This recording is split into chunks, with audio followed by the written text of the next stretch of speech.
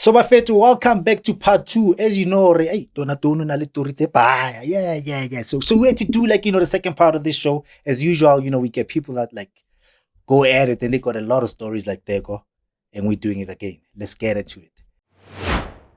When I left SuperSport to join Orlando Pirates, they won a league, right? Oh yeah. I was like, okay, cool. Then I get to Orlando Pirates.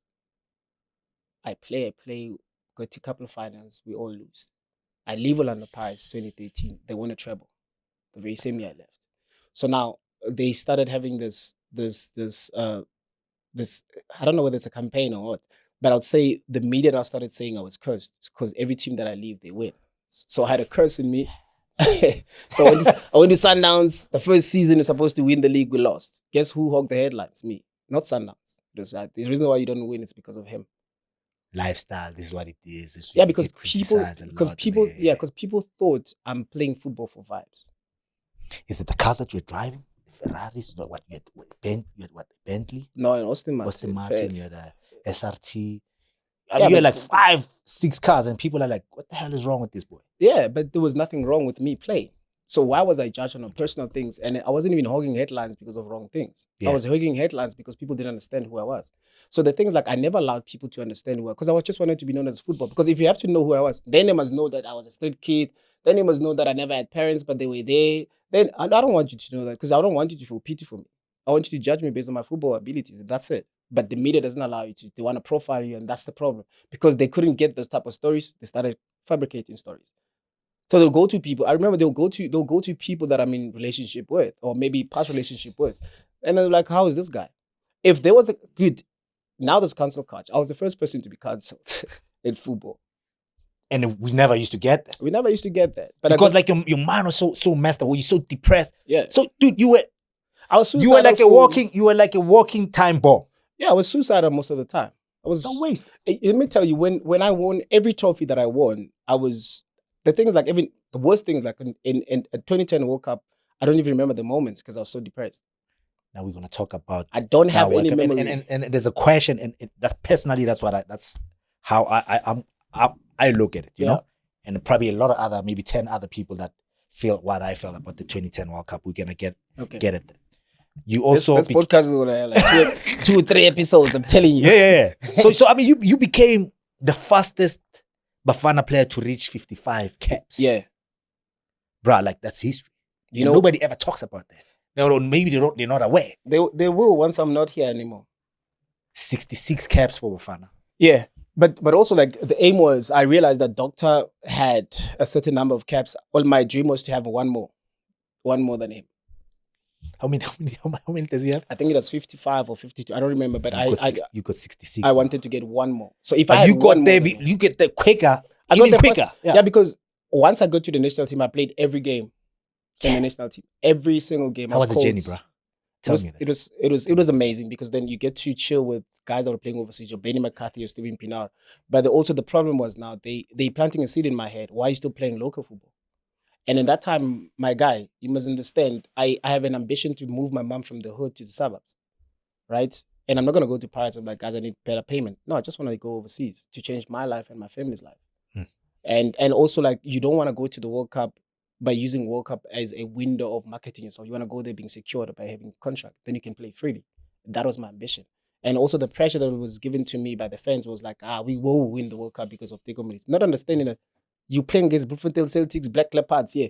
World Cup, you playing against Germany, Spain. Yeah. You understand? The level is different. Yeah. But when we didn't proceed, we didn't qualify for the World Cup, guess who hogged the line? Me. How can we win with... It was me. Did somebody ask again? Why him? The team didn't win, but you're still talking about that. But the people don't keep... The things all the players that I played with, my peers, none of them got criticized more than me. There's no player, even in football, in South African football history, no player has been criticized more than me. Confederations Cup before the World Cup, obviously that's a showcase of the stadiums that we've built and whatever. Teko, 2 years prior that, 3 years prior that, Teko plays the best football of his life. Yeah. I mean, tell me about that journey. What pushed you? What else was pushing you? The push was because when Coach Alberto Pereira came to coach national team, he was asking me the same question: why are you still playing local football? I had to tell him the dynamics. And then he said to me, maybe if you keep playing the way that you're playing, you might even get a team before the World Cup starts. That was the push. And also the push was also not to be complacent in the fact that the coach said, World Cup, you'll be here. So I had to also still continue earning my stripes to be in the first. I wanted to be in the starting lineup, not only on the bench. I wanted to start the first World Cup because I know the opening game, right? So that was my push. So when I was playing the way that I was playing at Orlando Pirates, it was because I'm preparing myself for the World Cup. I didn't know what was about to come. Yeah, but also that makes sense. You have in the world of football, there's a lot of talented players all over the world that never had an opportunity to play in the World Cup. So I knew that this is my only chance. Because you must understand, I got an opportunity to come back into PSO when I was 25. So I had limited time to make sure. So imagine the reason why I reached those caps a little bit faster, because I was 25, 26 at the time. Yeah. I had no time. So everything is to happen now. You had to hit the ground running. Like you had no time to adjust. Dude, I was playing every 2-3 days. We're talking about that fatigue thing that you're complaining about in the Champions League. You see, that's nonsense. No, it's not nonsense, because then what happened with me is like, I started going to a therapist because of those. I really, I remember like I was so down and out. I'm like, okay, I need somebody who can listen to me without knowing me. I was like, black people, they know me. Like, they'll talk about me then Friday. Yeah, someone I want someone that doesn't know me. Yeah, so I started Googling and trying to find a therapist. Then I started speaking. I started going to a therapist. Early in my career, I was doing therapy. You chose that. Yeah. No person actually took me to that. I even last year. Like I do that every year. Because the challenges that one faces as a man, that's another thing. As a football player, as a man. And imagine if those comes through. The man with the responsibilities, a footballer, this. So all these things. So at some point you need an escape, because your man can only take so much. And for me, it was, I don't want to, take short left and then I might not come back again. So I need to go fix my mind. Even when I'm happy, I still go to therapy. I'm like, sometimes I remember last year I was so happy. I went there and I was like, yo, they're like, okay, what are we talking about today? I said, I'm so happy. I feel like something wrong is going to happen. I'm too happy. I got to do that, bro. I don't know. No, you should. I think I got to do that, man. Like, no, you should. No, I'm telling you, Slim, even Slim's got to do that. I think my boy even needs it more than me. But remember the first game, Mexico, the first World Cup game. Yeah, that's a Shaba game, right? Oof. That's a Shaba game. He scored. Yeah. Like, I've watched Shaba play my entire career. I played against him most of my time. Like, I've never seen him score a goal like that. Like that crazy. That was orchestrated from the heavens, bro. It's like he had one of the best goals in the tournament. Yeah. Remember the build up to that? Yeah. First game. The thing is, like, it was nothing new, because at the time we played so many games together. Shaba, So we had a team then, and we all had the same ambition, was to succeed and actually, prove to these Europeans that we're actually good. So it was.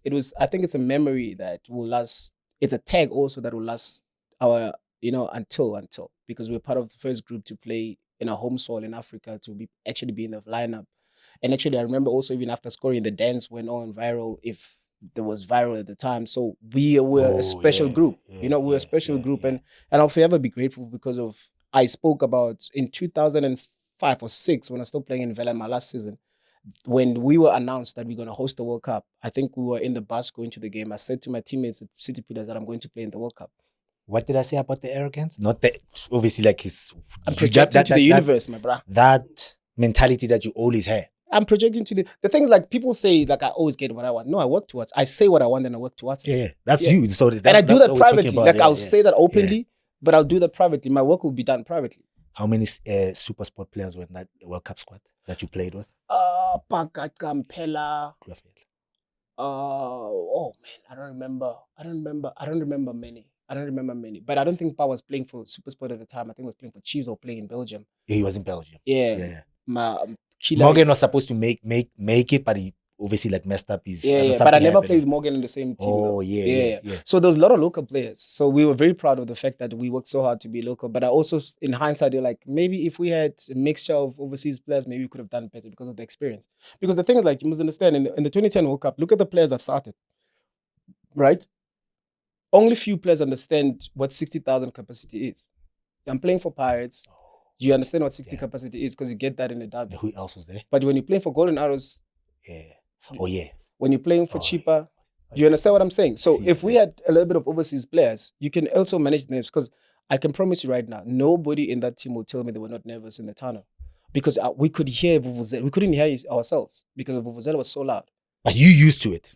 Teko used to That was it, but different. now Though. you've got That was different. That was Are you different. serious? Nah, that was different. So the nerves were on another level. Then. Well, like, dude, even when we were singing the national anthem, I was like, when does this thing end? Because I just want to start playing. Hold up, Teko. Now you're talking about the navigator, Tonatoni. Yeah. Like the guy who's never scared of anything. He's always like, faces his challenges like, face on.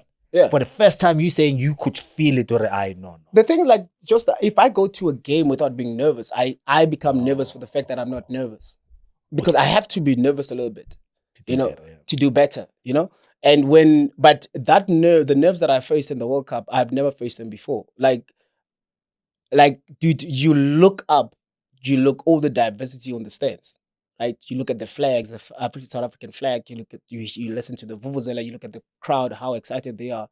Then I started realizing, actually, I'm playing in the World Cup. I think the realization of playing in the World Cup started then. When we sing in the national anthem, I'm like, oh, shit, this is not a friendly. This is real. I was at the stadium, by the way. I was just there.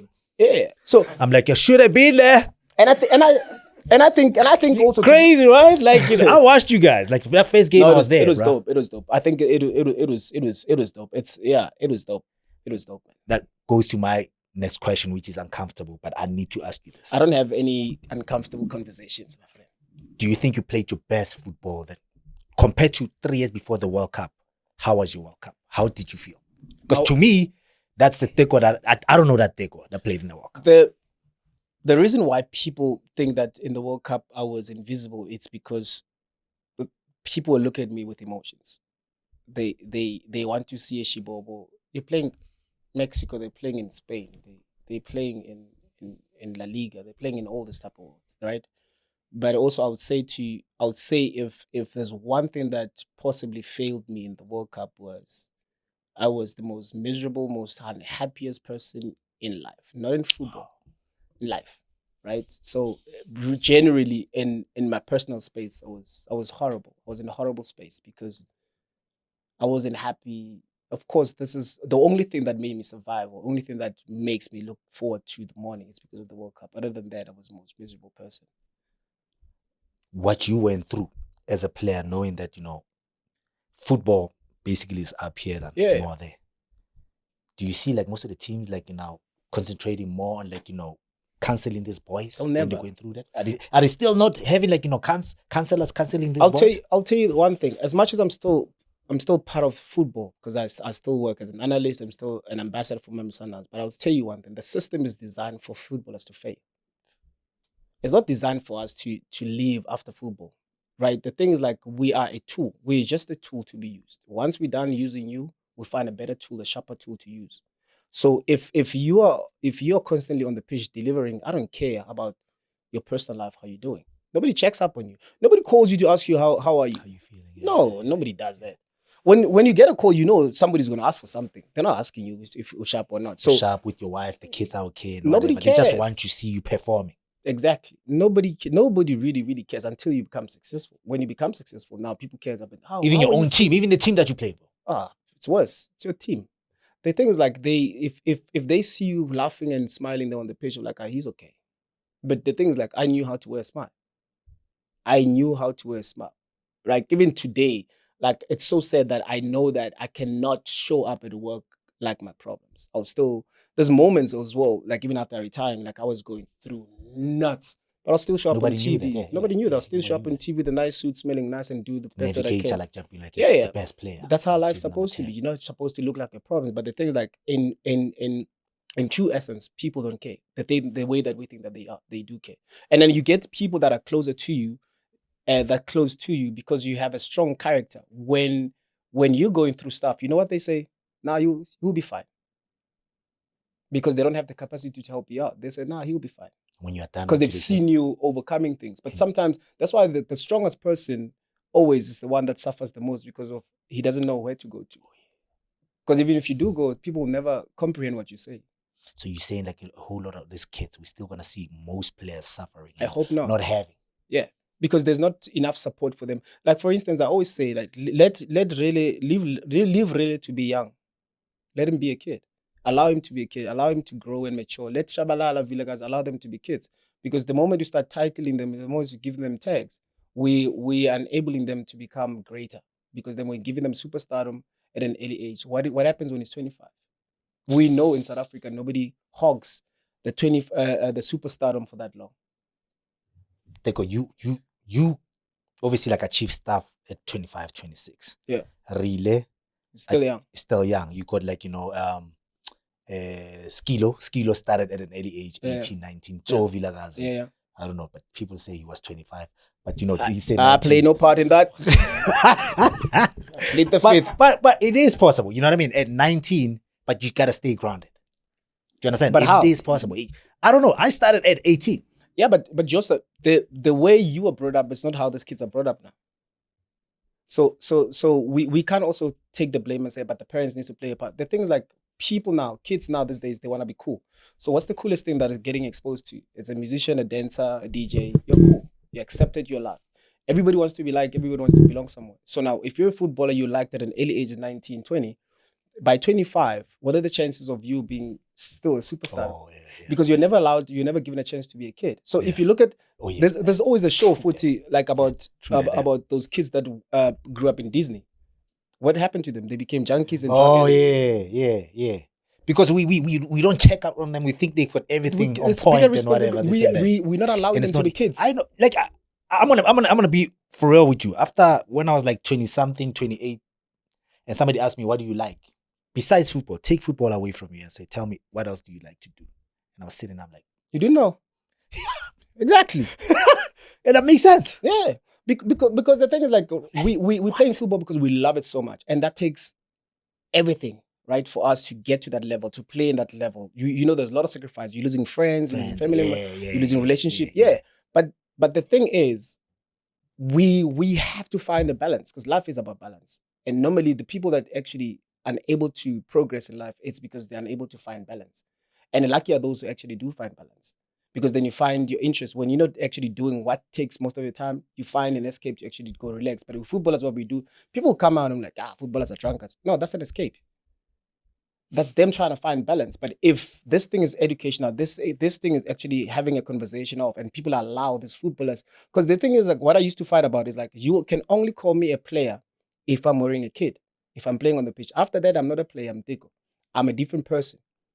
Then I'm allowed to go to a restaurant and actually have a meal. So human, it's trying to find the balance. I see you in the club. Is that what you're doing? You're not supposed to be. No. I need to do that. I'm not a footballer right now. Yeah. So when you see a doctor, so long wanna go to the doctor. No, because he's not wearing that cape. He's not wearing. You understand what I'm saying? Yeah, so I get you. Footballers don't get the leniency of implementing the human side, and I think then we crash a little bit sooner because our backgrounds are not stable enough to actually propel us to become better. Because the moment you make it, the very same family members are the ones that comes and milk you. But I fought that. I mean, obviously, like, all those things that came up, I was like, whatever, you did that. Yeah, but you lose so many people. Why not be part of the game?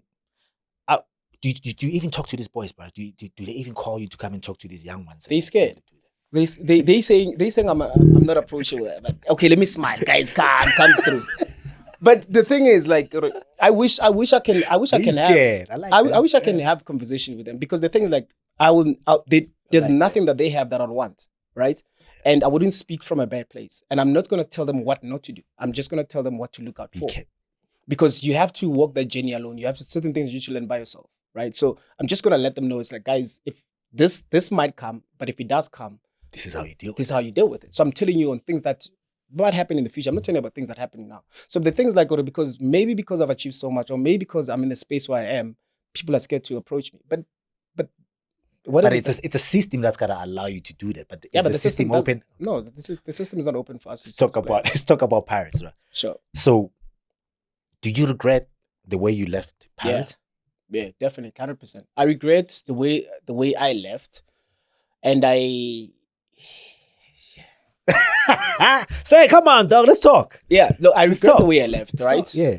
It was very emotional, texting, right, and And for me, I was like, okay, I need to survive. So the survival instinct kicked in, right? So, but what happened is like years later, I think 4 years ago, once I retired, I'm working still. I actually went back to Dr. Ivan Koza and apologized as to then how I left. And it's because then I realized that yes, I left Orlando Pirates and I became more successful. I won more trophies, but I regret how I left, right? In a sense that football space or football fraternity is so small. So you still bump into these people. So I don't like burning bridges. So I went back to actually apologize because at the end of the day is I am who I am because of Orlando Pirates. Yeah. Sundowns are in recognition of me because of Orlando Pirates opportunity. Those 55 cabs, and imagine, you know that those 55 caps came when I was playing for Orlando Pirates only. And when I moved to Sundowns, I stopped playing for national team because there was a mandate that I shouldn't play for national team after that. But I imagine if I played for national team after that. Rewind. What? No, we're not here to name names. Yeah, we don't. Yeah. So you saying? Yeah, there was a mandate that once I leave Orlando Pirates, I'll never play for national team again, and I never played for national team again. So I could have easily reached 100, but I never played for national team again because at Sundowns, once I started achieving, instead of winning a football of the year, they gave me sports personality of the year, which means I'm good. I'm better than a runner, a sprinter, a swimmer, but not footballers. Yeah. This guy. What'd you say? What'd you say?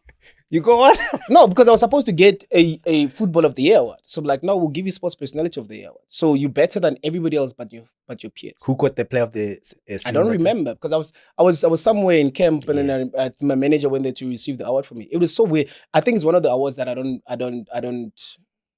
don't like much because I think that why am I getting I'm not ungrateful. Yeah. Right. Yeah. But why? Because the thing like the first time I competed in that category for sports personality of the year, I was competing with Brian Habana and he just won the World Cup in rugby.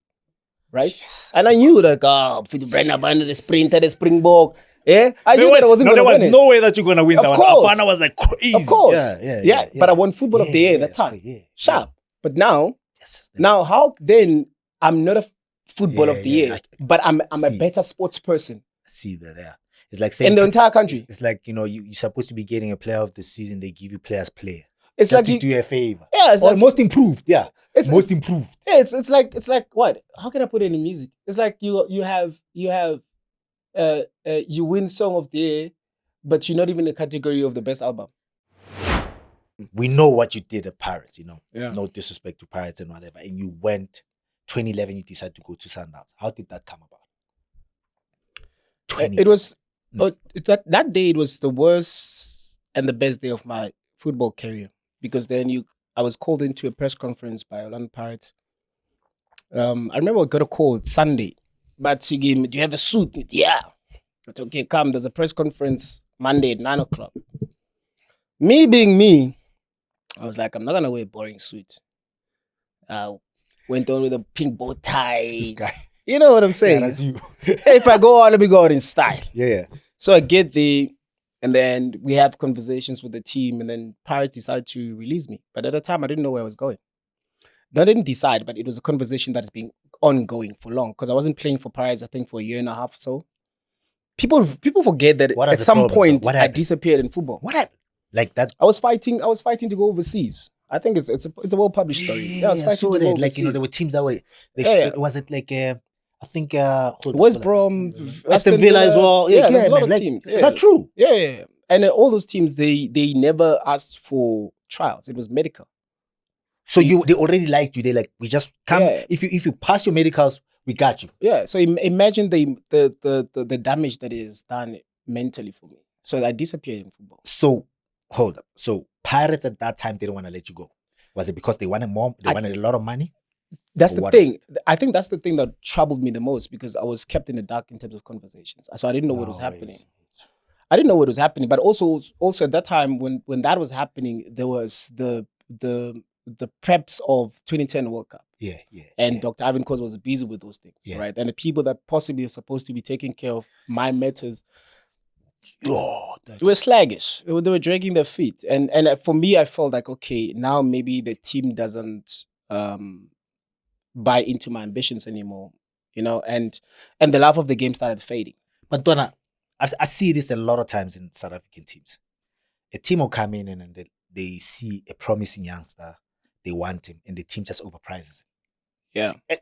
Why is it like South Africa? Hence, we don't have a lot of South Africans going overseas because the teams are looking, begging so much out of the player, but they don't look at like, this player doing it for himself and his family and also for South Africa. Because if he goes there as well, South Africa benefits as well. The thing is like I said, the system is not designed for us to succeed. Yeah. So lucky are those who actually do succeed. So the thing is like, in football, logic most of the time doesn't work, right? So you find a situation where we just spotted you from maybe Garangua United. You come to this club that I own, Teko Modise FC. So you come here. If maybe in a year the money that I've spent on you, let's say it's 2 bar, why do I have to charge 15 bar doesn't make sense for you to leave? So that's not, you see, logic doesn't work. So the thing is like, there are teams that says they're not in business of selling, right? But also with the system how it is, I won't have money to, when you are to change retired. my family life. Yeah, when you're retired and whatever, they don't think about that because they're not gonna come and help you when there's you're no retirement fund in football, right? So that's the thing. Like, we see that a lot. The reason, guys, if we have to, because now when you speak about football problems, we always speak about the top of the crop, the cream, right? But we don't speak about where it actually starts. Where it starts actually is look at our foundations, look at where we come from as footballers in South Africa, like. And then look at the ambitions. We don't want to go overseas because we want to be on TV. We're on TV already. But if you deny me an opportunity to go overseas, then pay me. And you don't want to do that. 100%. Because you literally want to ask for money or you think you know, then I'm gonna bet. Yeah, because if you do pay me, then which means I'm not gonna come to you and beg you for a job. So then they're losing power. Because the thing is like it's the power is control, right? So if I control you, and then it makes my life a little bit easier. So you not paying me, or you paying me, or you going and fix my house and you buy me a house, that's sort of part of control. Why you buy me a house instead of giving me money? I'd rather okay, in that way, I'd rather let you buy me a house every time you give. I'd rather give me a signing on fee. I wish I did that. Like, be like, no, but I get it. Yeah, I hear what you're saying. Now you're speaking from now you're speaking from a mature side. But I'm saying I'm 19. I'm 19. You buy me a house because I don't. I have to go overseas. Then I don't. You don't. You buy me. And what's a house? So we can really speak of us like, okay, if this is a house, what do I determine a house? Right? As a youngie. So you buy me a two bedroom apartment. That's a house for you. Okay, cool. Overseas, one paycheck, I can get two of those. One paycheck. Yeah, in one salary. Yeah. I can take my mom out of the hood with my own family with a year's salary. Hold up, but there's one team that I see doing it a lot, which is like Cape Town City. They're letting go of a lot of youngsters. Yeah, but they're in the business of selling. But they're in the business of selling. So lucky are those boys that actually get opportunity to go overseas and be able to play and change their family lives. Because at the end of the day, the very same, as much as you're playing for big teams, the fans will be like, I want Hambi. Yeah, but the very same fans are the ones after you retire, like, you play with money. But they don't know that you're not living any money. Nothing. And I want you to say this. Like, a lot of people don't understand that Teko coming from Sundowns going to Pirates, he will get paid a whole lot of money.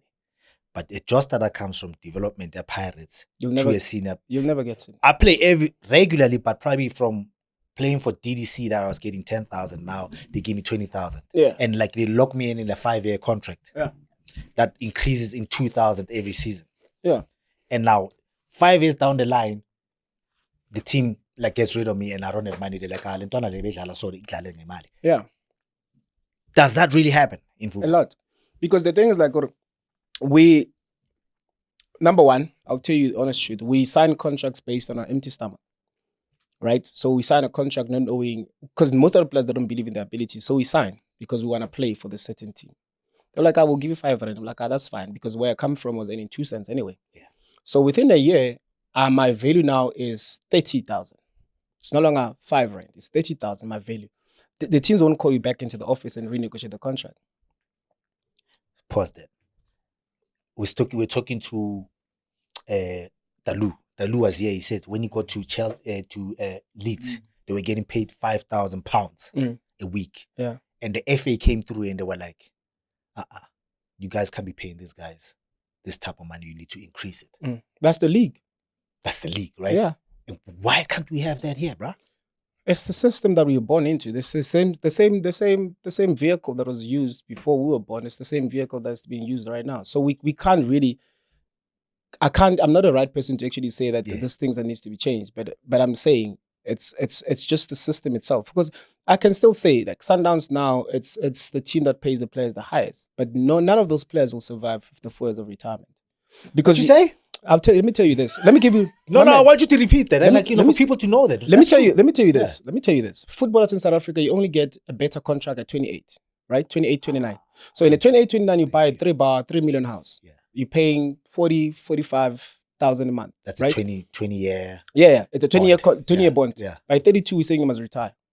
You only paid 5 years. Or by 32, you move to a lesser team. You're earning less. How then are you sustain paying the 32? But when you get to 28, you're buying a bigger house. You're also buying a bigger car. Nobody must tell you not to buy a bigger car. You're buying a bigger car. So your installments already, they're, let's say 100,000, but you're earning 300,000, right? 100,000 a month. But now you have to leave Mamelodi Sundowns to go to cheaper and then earn 100,000. I explained that to a lot of people that when you're a youngster, you don't make money. You only make money the last 3 seasons. 3 seasons before you retire, yeah. And in that 3 seasons, that money that you make has to last you for the next 40 years. How is that possible? If now I can tell you right now, if I had an opportunity to buy a house at 3 stars, imagine my life.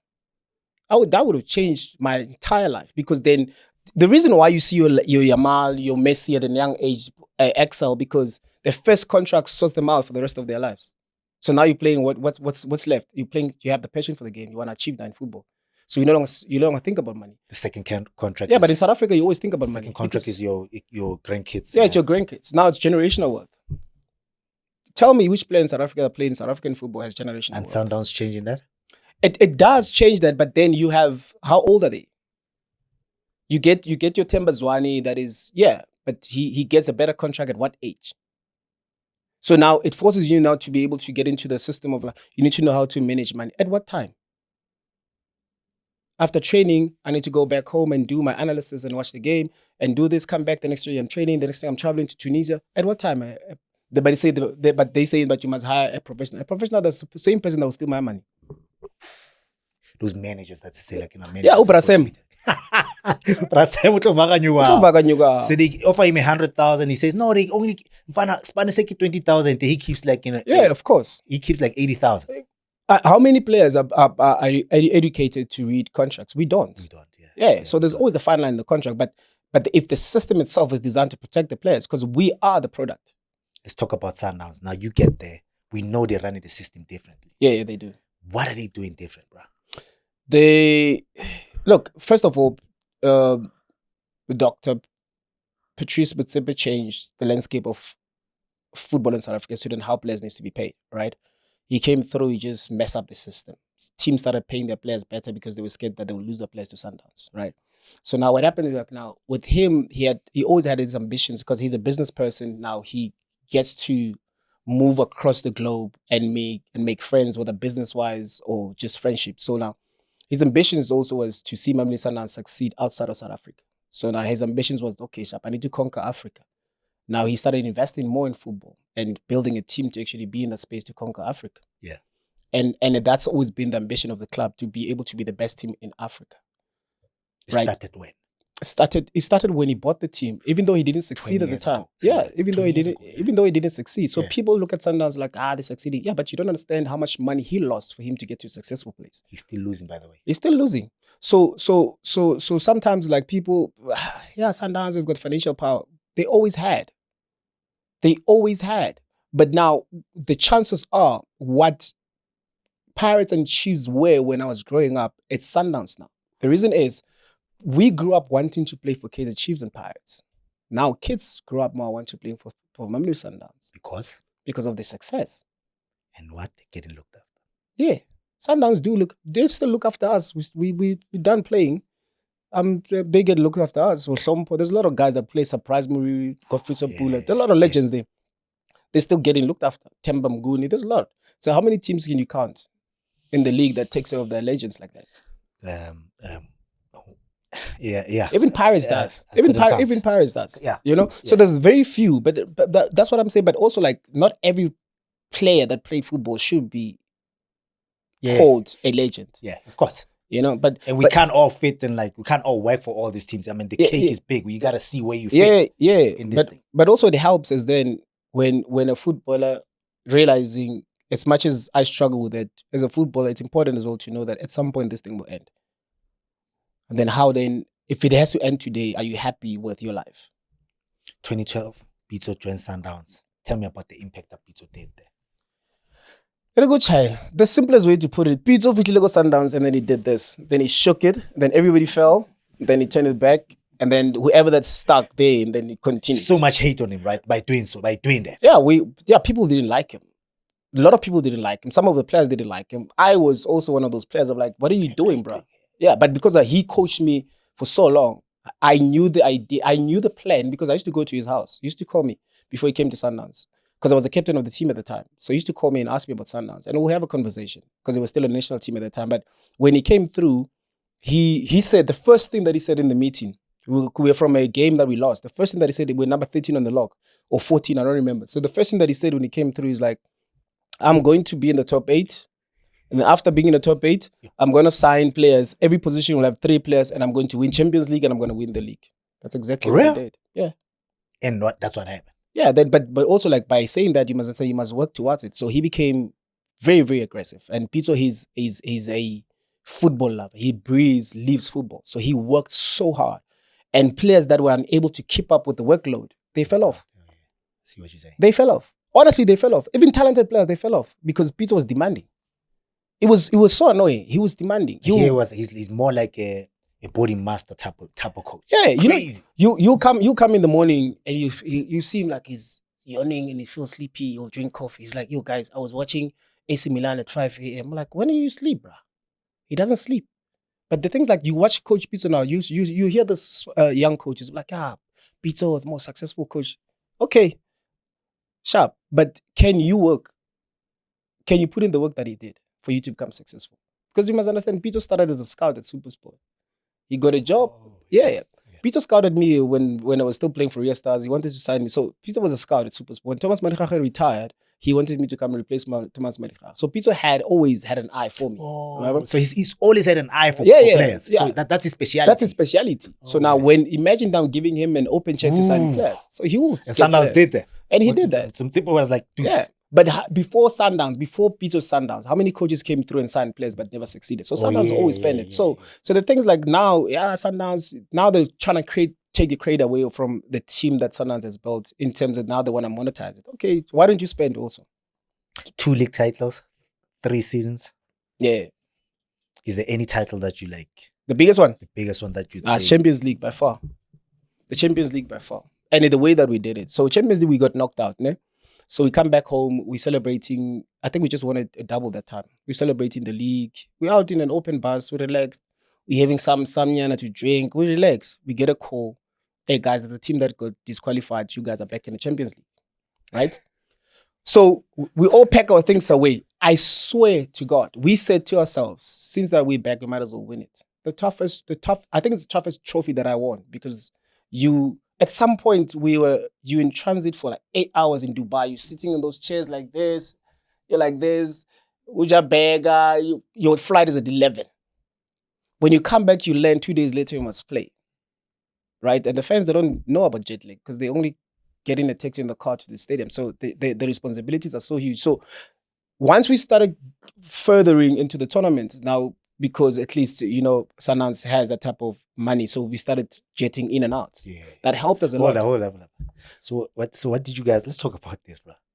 So the team literally gets you guys a private jet. Yeah, a private jet. We'll do that even locally. We'll go to PE, private jet, come back, train, and then 2 days later we go to whether Morocco, whether we fly out. We go play. Because they understand that you guys need to be taken care of for you guys to produce on the field. Yeah, but all the best teams in the world, they put money, they invest their money into the team for that to be successful. So if you're not going to invest money into a team for it to be successful, how can it be successful? You can have the best team, you can have the best players, but if you're not going to, provide resources for them to succeed. So Sundowns actually did that. And I think that's a trend that's still happening even today. After 7 trophies at Sundowns, you decide to go to Cape Town City. Obviously, we already spoke about that at the beginning. I mean, why decides to, obviously you already told me that, it was more like you were doing everything for everybody else. And for once you're like, let me just go to Cape Town. Yeah. Like, how was that transition? It was difficult because then I had to sell everything, right? So when I moved what? Yeah, I had to sell everything. I sold my house, my cars, everything. I had to start from scratch. I went there with zero. Not zero in account, but I had to go start afresh in zero because remember I said earlier that when I went to Cape Town City, I felt like I was dying. And then the things that made me feel that way I had to get rid of, which was the house, the cars. I had a lot of friends and all that. So I had to get rid of those things. So I went to Cape Town City. Cape Town City was my escape. So I went to Cape Town City. Cape Town City was like, we can't afford you. Like, whatever that you can afford, it's fine with me. Then I stayed in Cape Town City. So Cape Town City, what they did, then I was not famous. I was not looked at as Teko Modise in Cape Town. So Cape Town is very chill. The lifestyle, the lifestyle in Cape Town. It's easy going there. So I started learning about the importance of the smaller things in life, appreciating the smaller things that I couldn't appreciate in Joburg. I always saw you when I met you most of the time. You had like an entourage, 10 guys around you. Yeah. So like you had to cut that. So you're not that anymore. Yeah, I had to lose all those people because there were an entourage that was milking me. So when I go to a Gucci store, I can't buy one pair. I need to buy 3. Slim, do you know like this is how this guy used to live? Like lots of guys and you'd say I had a group. I have to pay for everything, even when I go out. Like in Joburg, I can tell you right now, bring anybody on your podcast that is a footballer that went out with me and tell me they paid the bill. No, I know that. I've seen you and I met you and I'm like, Teko's got a lot of guys that we meet at the street joint and then Teko is like 10 guys. You really have to go there. This guy at the street joint. I met my boy one time at the street joint. Teko! It's like 20 years ago, right? Bruh, leave that thing alone. My boy is like there. He's got 20 boys and whatever. And like, my boy, and getting in is like $1,000.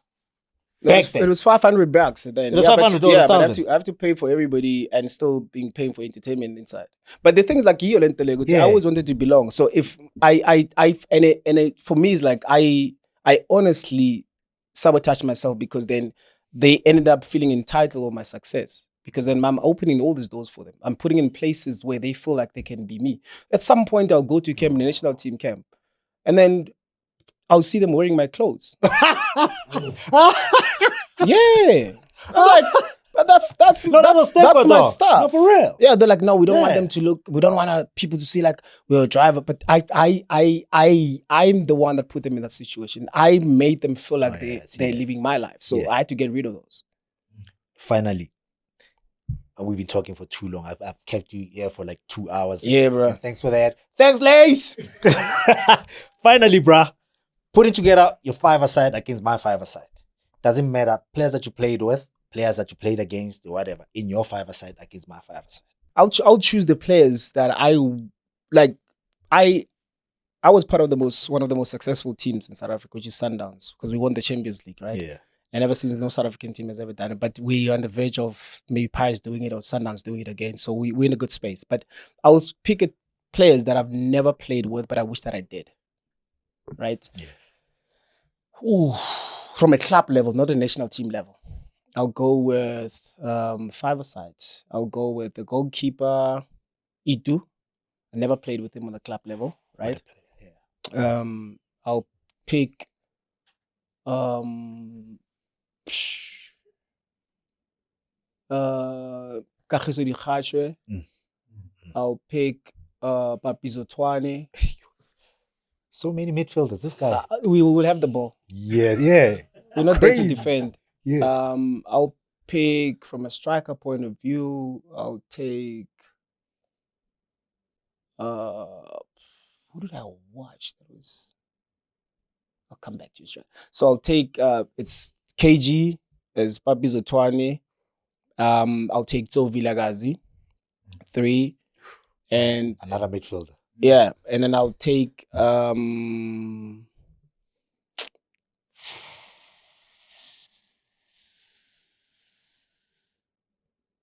probably take I'll take Wanyana Donkinyana who works a little bit harder. Who works hard? Let's see. Works a little bit harder, but he has a right attitude.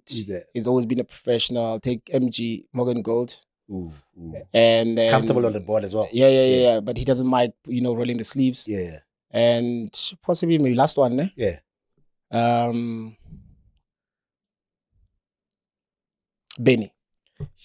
So he's got all the masterminds that can keep the ball. Yeah, I'll take Benny. And I'll be on the bench. And what do? They got somebody that's clinical. Three out of three chances he's gonna score those. You're saying he's sitting on the bench. Yeah, he's sitting on the bench. Yeah, I know. Because I'll tell you a story about Benny. Yeah. So sorry, I know we're off ramping. That's fine. So one of the first few camps that I bumped into Benny in the national team. So I think he forgot his boots. I think maybe the luggage was late or something like that. So we're training. It's a little bit raining in Cape Town. I still new as a national team player. So it's my first time encountering Benny. So we're doing light sessions, right? And then now I'm like, I don't like light sessions. I want to train, man, you know? Yeah. So we're doing finishing. So I think Benny was waiting for Nike at the time to bring the boots. So Benny's doing finishing with sneakers. He scored more goals than everybody else with sneakers. My respect for him from that day on was different. I have, and with all the games that I played with him in the national team, we never lost. But the thing is like, I have never, in my entire life, I have never seen a South African striker that is as clever as Benny. Okay, I played against the best in the world, like your Spain, your David Villa, but in the South African football terms, I have never. Benny, it made me realize and understand why he is successful. Not because of Benny's. I'm not talking about the personal side of Benny. Yeah. I'm not talking about the personal side of Benny because that's his. Yeah, that's him. That's him. He needs to speak of him. Yeah. But I'm going to tell you about the professional side of Benny. What Benny was doing in the national team for the local players is insane. I'll give you a practical example. Benny will get bonuses from the national team and give it to the security guards, right? Benny, I remember we're going to Sierra Leone. Benny and Tambo duty free. He bought like 12 to 15 perfumes. After the game, he left them in the dressing room and said, guys, you can take perfumes, right? From the local guys. So Benny, when we were fighting for bonuses, Benny would fight for bonuses. I heard they used to call him a problem. Yeah. But he knew what players deserve. Yeah. So the thing is like, you have to be in his space for you to understand. When you look at from him from a distance, he fights, he's arrogant. You're like, okay. Yeah. Benny's the nicest, one of the nicest, most achieved player that I've ever played. When I looked at you most of the time, I think you looked up to him in terms of Katsiba Marna Kalsila and you looked up to that. You know, Benny, but Benny also is a bad influence. He says to me, we're playing in PE, the national team. He says to me, because I think Benny just loved me from the first minute he saw me. So Benny says to me, he comes to my seat, because in the national team, I used to sit like just after the coaches in front. I was never a cool guy to sit at the back. Yeah, because now we're talking. I want to focus on the game. So Benny comes to my seat. He's like, Gazi, look outside. So there's a white Range Rover. Range Rovers were very scarce at the time in South Africa. Yeah. There's a white and a black one. So you see, he says, that's Nassif Morris' car, and that's my car. Gazi, you need to buy a Range Rover. Oh, now we see where it's coming from. I went on to buy a Range Rover. yeah, somebody told me that. Like I was like, Teko looks up to Benny. Benny. Yeah. And also like the dress code as well, because he used to like rock, he used to like chucks, right? Yeah. He'd like whatever, and you like rock it with the chuck and makes Benny makes everything so good. Yeah. So Benny's one of the colored guys that are very stylish, but also he has like a black rhythm nyana with him. Yeah. So when I was staying in Deep Kloof, there was a salon that used to be called Dr. Trey. So Brian Butler was doing his hair there. Yeah. So first time 1998. I saw Benny. Benny came there to dye his hair, and he went on to be the top goal scorer of the Bafana in Burkina Faso. So when he became that, I was like, but this guy came here to dye his hair. So from that on, I was like, oh, that player. So he was always in my mind, but also he was playing overseas. So we had no your connection as to then. Plus the phones Instagram and Twitter. Phone so are you serious? 1998. I was still at home. No, 98 we didn't have phones. Yeah, my brother. I didn't have a phone myself. No, for real. Like that's true. So the things like all the people that I looked up to in football, I eventually the same guy that respects me today. When we were selected in Soweto, as we selected 24, they selected 24 players in Soweto. 22 players. Yes, they selected 22 players in Soweto. And then Brazil was playing Bafana Bafana in South Africa. So they said 11 will train with the Brazilian team just the day before the match, and then the one will train with South Africa. And then I was like, I want to train with South Africa. But all the guys were like, Brazil. Are you crazy? Let me tell you what happened. I want to hear this. So we went on to train with, I think it was Ellis Park. We went on to train with the Bafana team. So once we were allowed to walk into the grounds, everybody ran to Doctor. So Doctor played as a goalkeeper that time. All the kids, wow, Doctor. So now I want to go to Doctor, but I can't, right? So I'm like, okay. So I look around, the first person that I could find. So we're doing like individual drills. It's Helman Kele, right? Do that. But he's very quiet. Still is quiet even today. We do that with Helman Kele and then the blow whistle change. Guess who I'll go to? John Shoes Musheu. Go to John Shoes Musheu, drills. The thing is done, right? So we're done. Like, guys, 20 minutes is finished. Now we're done. So we ask you, as kids, we're very young. I don't remember what age, but we're very young. So we're asking for shin pads, boots. We don't understand with these boots. They still have to use them tomorrow. They're playing the game tomorrow. Yeah. Brian Sivapule, who was playing for Cosmos at the time, gave me socks. They were using Kappa socks, blue and yellow socks, blue and red socks. They gave me those socks. I never used those socks for like 2 to 3 years. So, because they were a memento for me. Even the ball that was signed by soccer players, right? When I became a pro, when a kid asked me for socks and t-shirt and socks or shorts, I remember that moment. I know what it means to this person. It might not mean anything for me, but I know what it means. So for the young man. It changed. It really, really changed. And when I bumped into Godfrey Sapula years later, I was like, I reminded him. Like, even Doctor, when all these people, I remember. John Shoes Musheu, before he passed on, we became so close. He used to call me to his house. He'll like, do you read? I'm like, read what?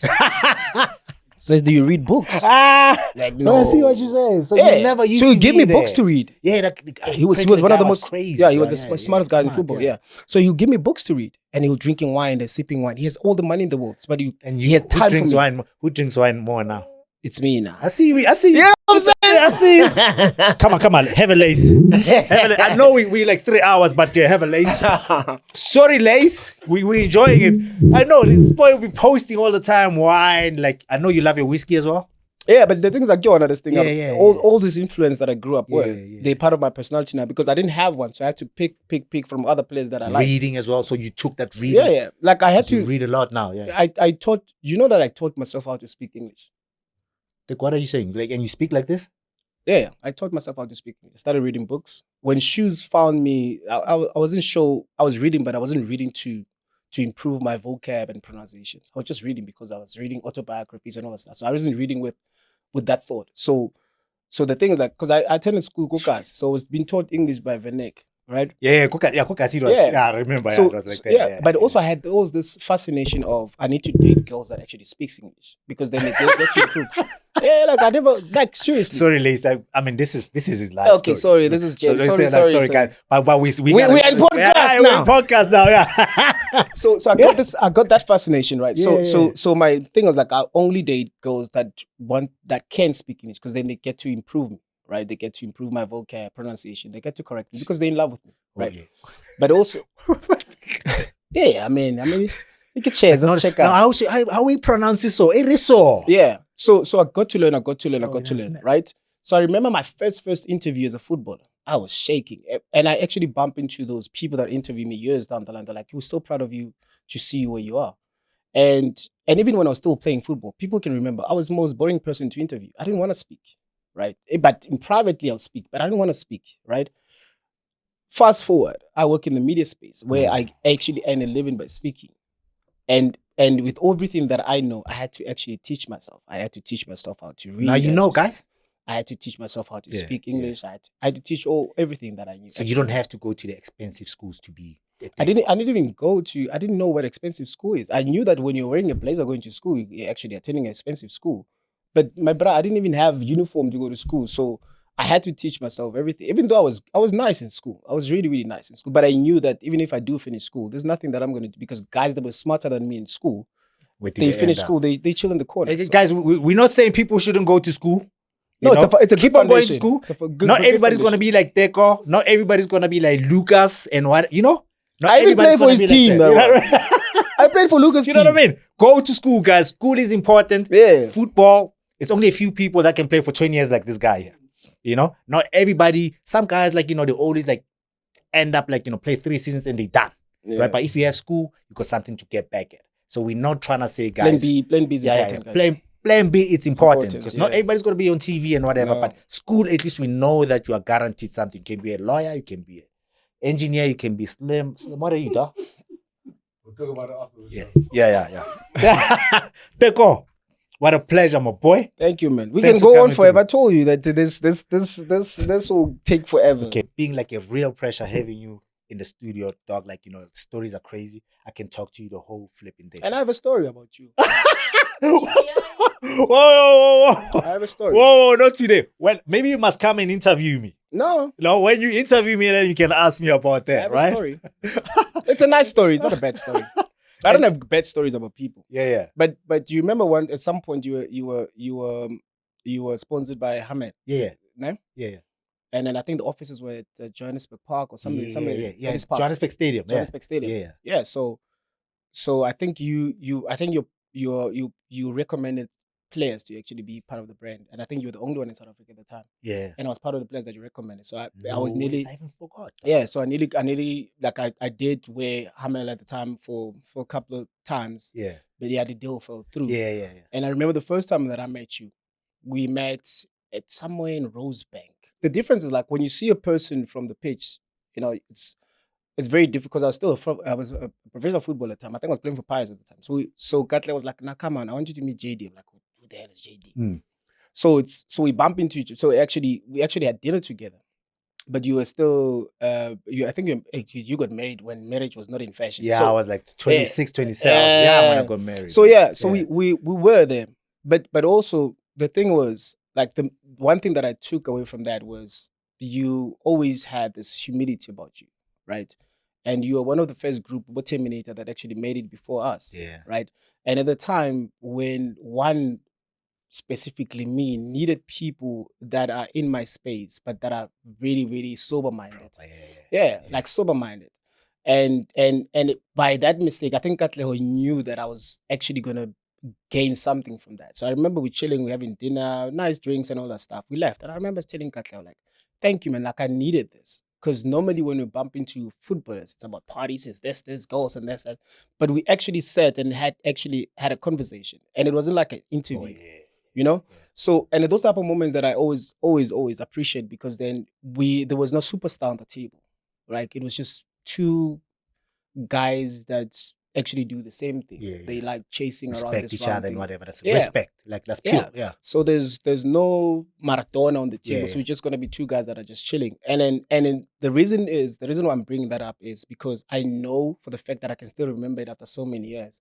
I want to be a joster to somebody else. Right. Yeah. I always say to guys, like, guys, I really want to chill with the footballers that are playing now. I want to have, let's go for lunch. It's fine. I'll pay. Let's chill. Yeah. Because sometimes we might not speak about the game itself, but we might speak about life itself. Because the truth of the matter is, if you speak about alcohol, I've done that. Right? Yeah. Parties, I've done that. All the things that you wish to think that I've done all those things, right? And thank God that I managed to actually come out nice on the other side. So maybe whatever challenge that you might be facing as a person, because I want to meet the person. I want to meet the footballer, because I work in the football space. I see footballers, but I want to meet the person. And we hardly see that. We hardly see that. And I'm just want to thank you for the fact that you allowed me to see the person in you, so that the respect that I had after that, I so got. So it was dope, man. So that's what I'm saying. Like we don't have footballers, getting engaged with guys real that talk, play. Real talk. Let's have a real chilling. conversation, Yeah. And I mean, I'm not a person that will go out and speak about your businesses. So there's no way that if Teko can teach himself English and speak working in a media space, right? There's no way that you cannot make it if I did. Right? The things that I do now outside of football itself, they're so dope that I want other people to come in after me and actually take it to the next level.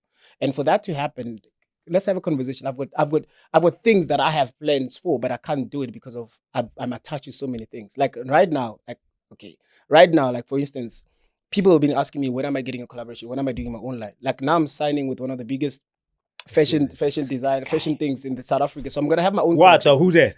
No. Do you want to? I know you can't. No. We're not gonna give you the. Yes. So, but what I'm saying is like I'm doing. Crazy. Thank God that I'm doing things that I like outside of football. And I think there's players that I know that maybe right now they lack personality, or maybe they're scared to show their personality. You gotta come out. Like I did. But I'm saying, you gotta come out. If I can do it, You can do it. Yeah. You can, and you can actually reach better heights. You can do better than me. Bruh. Like, You know what I'm saying? You So said let's that's have a why we conversation, having. man. Shout out to MTN FC. Shout out to MTN for making this possible. Because why we started doing this is having conversations like this. We need to have conversations. People know the navigator, they don't know Teko. You know even, You know what I mean? Yeah. I saw MG was in a show the other day. Yeah. You know, the first time we met with MG, we were dating the same chick. And I was like, I know this car, man, I'm okay. Right? Yeah. We had a little bit of a, maybe like a meaning and a biff. Yeah. But once I got to know the person, I became friends with Morgan. Crazy So there's only very few footballers, and this is one thing that I want to share. Like, there's very few footballers that allows you to see the person in them. And also like MG as well. Like, I forever have respect for MG because he at some point he introduced me to his family. You know, I got to see his sons, I got to see his wife, I got to chill with Morgan. So he allowed me to actually enter that space. And I'm saying, like, those are things that made me realize, well, there's more to life than just being a footballer. Lace. Oh, so let me thank you for bringing this old man thank you very here. much, man. This dinosaur right here. Because if it wasn't for you, probably I was going to get this guy 5 years later and it was going to be more difficult to get him here. So shout out to Lace for making this possible. Izinja zeGame is created for you. Thank you very much. There's a lot of guys that have, like, they go 6 feet with so much in their chest that they want to say. Yeah. So we created this platform not to talk bad about anybody, but for people to understand that being a footballer comes with a whole lot of responsibility, pressure. We go through so much. Yeah. Now we get to have a voice, which isn't just a game.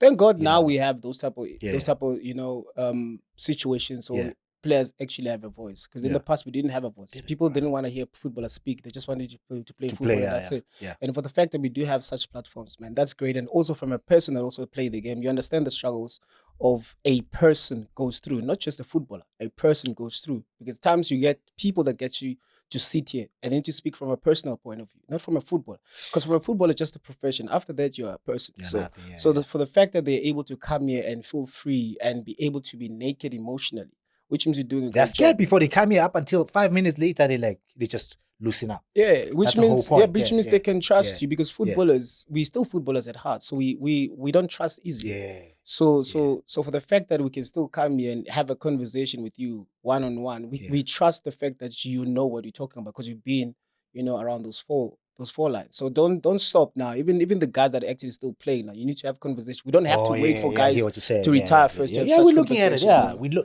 looking at that. I mean, it's gonna grow. It's growing. Yeah. And a shout out to the people at home for making this possible. I mean, the biggest owner of this platform is the fans at home. Yeah, people that watch us. People that support us on YouTube. You can find us on Spotify. You can find us on mtnfc.co.za, where you can win yourself a few prizes. A few jerseys there and there. And I mean, guys, this show wouldn't be possible if it wasn't for MTN FC, and I need to give it to them for that. Teko, thank you very much. Thanks for coming through, Donas. Thanks for having me. I kept you for 3 hours. I don't mind, dog. We're speaking live. I don't mind. I speak for a living, so salute. Sure, salute. We out, guys. See you next time.